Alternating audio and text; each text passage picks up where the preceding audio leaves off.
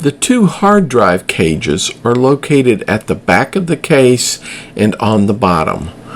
Remove one of the cages.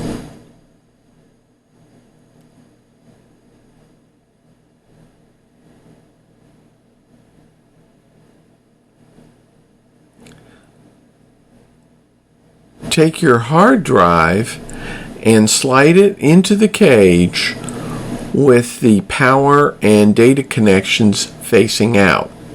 Using 3 screws on each side, secure the hard drive to the cage. Replace the cage in the bottom of the case and secure it. The next video is on how to install the SATA SSD drive.